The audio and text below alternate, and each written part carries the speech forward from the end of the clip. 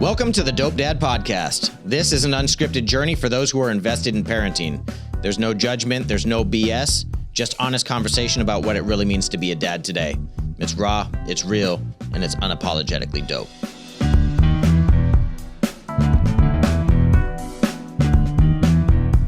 Welcome from Arizona. This is the Dope Dad Podcast. I'm your host, OJ. Shout out to Podwork Studios for having me, my boy Bill for producing the show, man. I couldn't do it without you, man. I am pumped to be here. This is a very exciting time for me. I have been manifesting and talking about and singing about doing a podcast for damn near a decade. And when I say a decade, it's because I'm a dad. I've got 3 daughters, and their ages are 11, 13, and 16. And once I had 3 kids, I was pretty well into it, right? My oldest daughter was maybe 6. You know, I've got a 3-year-old, and then I've got a newborn. And the craziest, most magical, catastrophic, chaotic, angelic shit would happen to me on a consistent basis. And a little context to that, I wasn't raised with a bunch of women in my family. It was me and my brother. And so having 3 daughters and being married to a woman was it was new, man. A lot of the shit that I faced was new to me. And so I felt like somebody hit the hard reset button on me, and I was forced to like relearn women and everything that I knew about women. So as I'm going through it, I'm like, man, this is crazy. This is, emotional. This is overwhelming. This is enlightening. Like, this is uplifting. This is defeating. But through my whole journey, like everything that happened from a parental standpoint, I'm like, I can't be the only guy going through this shit, right? And maybe I was, because I had never really had experience with women in that context on that level, right? And being responsible for little humans is its own kind of, challenge and course. But women specifically, it was so unique to me, man. And so I started talking to my wife about it, and I'm like, man, like, this has to be crazy. I cannot be the only one that goes through this, or that this happened to, or that experienced this, or like these emotional highs and lows. And so we kind of like started talking about podcasting. I'm like, dude, I got to do a show. Like, I got to get out there. I got to start talking about my experiences, because these are so fun. These are so cool. They're so defeating. I need some, moral support. I need somebody to help like restore my faith in parenting, and that I'm doing an, okay job. And so there'd be like situations that present themselves like through my, my children's, youth and growing up. And I would like look at my wife, and she'd look at me, and she's like, podcast material. And so I'm taking these mental catalogs of situations that present themselves, and I'm like, man, I want to talk about this at some point. I want to share this. And so I do that, at work, through my colleagues, and I'll talk about stuff that's happening or going on in my life, or situations that present themselves. Because through my work, there's a lot of people that have children of their own, and so we kind of like exchange war stories and victories and stuff like that. And people were always like really receptive to it. They were excited to talk about their kids. They're excited to hear about my stories. We kind of like, we balance each other and listen to what each other got going on, and maybe in some way like learn from each other, which is really, really cool and inspiring for us. So yeah, that like it started to kind of like propel this idea of like, man, there's got to be a platform for this, and this could happen. So fast forward, now my daughters are 11, 13, and 16, and they're not so young anymore. And I'm like, man, I feel like I'm losing valuable time to capture some of these emotional moments, like as they're happening, real time, real scenario. This is happening now, like raw emotion, and maybe like conflict resolution and stuff. And so, I finally got the courage about 2 years ago to really start to push for this idea. And so we were at a Thanksgiving at my brother-in-law's house. There was, a bunch of family there. And coincidentally, I had 2 homeboys who were down from Seattle. And so there's 5 of us out there. We're hanging out by the pool. We're all talking shit. And, we're talking about kids, which was unique because you would expect, 5 dudes out there. We're talking about, sports or politics or whatever. But it wasn't that. And we're just talking about kids and crazy stuff that's going on. And I'm catching up with my boys from Seattle. And I had this epiphany. I'm looking around. I'm like, holy shit, dude. Like, we all are fathers of daughters. Like, all of us have daughters. Me with 3, him with 2, him with 1, him with 2, him with 1. And they're all different ages, right? Like, some were in their 20s and well on their way to starting their own families, all the way down to, 8 years old at the time, which was my daughter's, age at that time a couple years ago. And And I'm like, man, this is crazy because we were hyped when we were talking about stories. We were sharing stories. We were excited. I'm like, yo, do you remember this? And they're like, yes. And like, do you remember that? And I'm like, fuck no, I had like that situation never presented itself. But it was fun, man. It was cool. And we were all like super excited and hyped to share and talk about what had happened. You know, the dynamic of the five of us was really unique and cool as well, man, because, you know, 3 of my boys are black. One of them married to an Asian, so he's raising, you know, mixed children in Seattle. Another one married to a white woman. He has a mixed child here in Arizona. You know, 2 of us married to Mexicans. We have mixed children we're raising here in Arizona. It was really cool, man, because none of our situations were exactly the same, but we were all able to connect over like experiences and obstacles and challenges and really cool shit that had happened with us, you know, collectively, or independently, you know? And so I guess through that conversation, I got the courage to finally like softball pitch the idea of like, hey, I'm thinking about doing a podcast. I think there's a platform for this. I think that based off like the energy levels here and how receptive we all are to talking about our families and our children and what it's like being a dad of daughters, dude, like this could get some traction, man. This could go somewhere. And everybody was hyped, man. Everybody was so excited. And that response kind of gave me the energy and the boost that I needed to really like to take this serious and push this into fruition. Because honestly, man, like I don't see a lot of opportunity for dudes to kind of let their guard down and be vulnerable and put themselves out there, you know, because being a father, there's a lot of failures. There's a lot of really embarrassing moments. There's a lot of really cool victories, and some smaller than others, some larger than others. And for us, I think it's really important to be able to share those victories or those challenges and bounce ideas and get that moral support. And sometimes from another dude, like it just hits different, man. And it feels good to know that you're not alone, right? Just like walking out of an AA meeting for me, knowing, holy shit, I'm not alone. There's other people who go through the same shit as me, and I'm not fucked up or I'm not doing it wrong.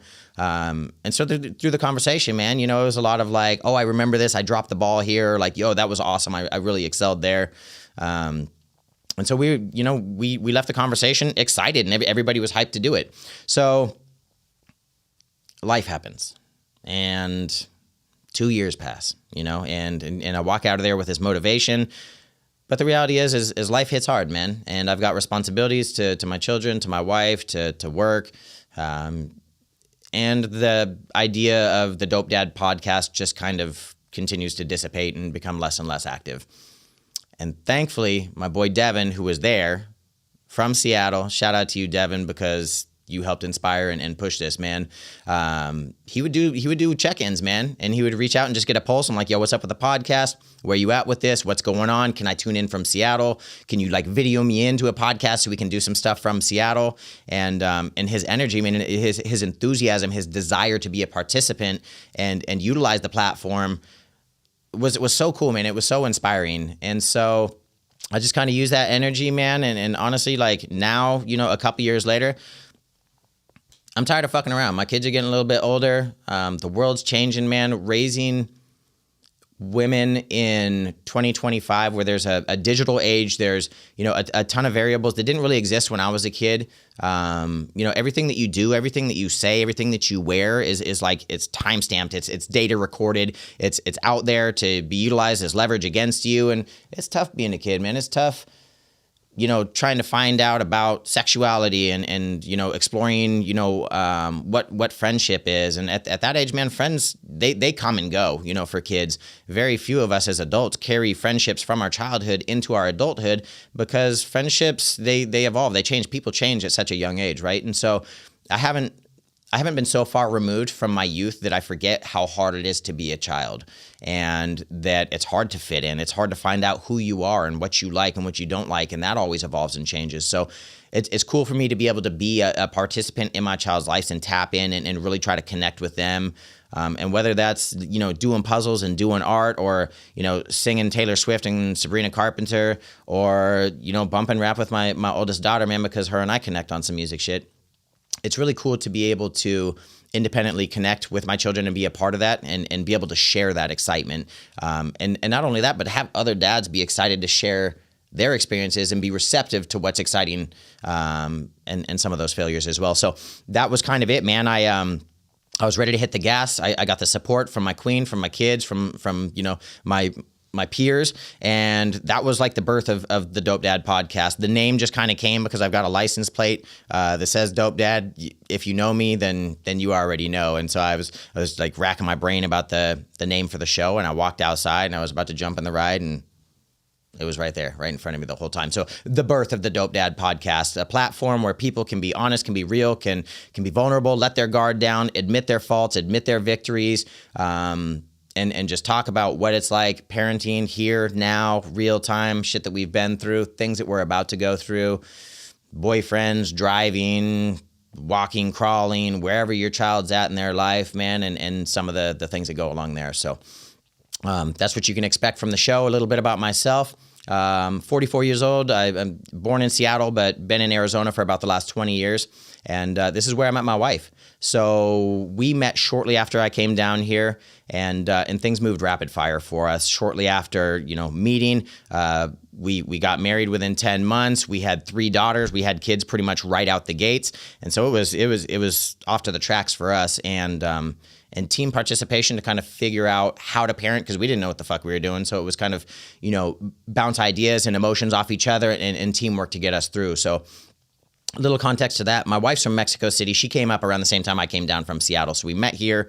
We just kind of put a stake in the ground, and we're like, this is the land, man. This is where we stay, and we're raising our family here. And so, through that, you would think that because it was, 10 months that we dated before we got married in different cultures, that's a recipe for disaster. Fuck no. It was a recipe for success. And what it did was help us kind of reach harder to learn each other and respect each other and talk about, the different cultures and stuff. I mean, we're raised in a mixed house where there's half Spanish, there's half English. Holidays are turkey and tamales, and sometimes mariachis in the backyard tearing it up and singing until 3 a.m. Sorry, neighbors. But other than that, man, like we didn't really set out with this crazy game plan. We never sat down and wrote down like a strategic plan of, here's what we're going to do. It's imperative that these, values are instilled. This is the religion we have to follow to a T. It wasn't really that type of dynamic for us in our household and on our journey. There were times that we would communicate without communicating. Something would happen with the child. I look at her, she looks at me, and I'm like, on it. And I just kind of knew what we had agreed on to respond to that situation. So it's really cool for us and unique for us, because our moral compass is pretty simple. Our recipe for parenting: be a good person, be honest, communicate often, say I love you often, display love, display empathy, listen. Just in general, just be a good fucking person, right? Like, don't be a piece of shit and take other people's feelings into consideration. Like, it's a family, right? And so that's worked for us. I mean, our guide for like our kind of bumpers to stay in our lane is that there are things that, our parents do when we're growing up that we're like, man, I don't ever want to feel like that. I don't ever want my child to feel like that. And so we kind of use that as maybe like a little bit of a guide to kind of steer away from certain scenarios and situations. But other than that, man, like we are the same as everybody else. We are learning parenting. We are learning how to be effective, participants in our children's life in a digital age that we're trying to understand as well. And ultimately, man, like we're just doing the best that we can, and I'm excited to share a lot of those experiences and a lot of things that we've been through, trials, tribulations, again, embarrassing moments and victories. So that's the Dope Dad podcast that we can expect from me. I look forward to you guys tuning in. I'll be dropping content consistently, so subscribe, listen, watch, share with your friends, drop a like, tell people what this is all about, and I look forward to seeing you guys again. Until then, keep it real. Thank you for joining us on the Dope Dad podcast. If you like what you heard, be sure to share it with a friend. You can support the show by giving a like, sharing, and subscribing, and you can find us on YouTube or wherever you're getting your podcast fix. If there's content you'd like to hear more of, please leave a comment. We'll make sure we try to get it in the show.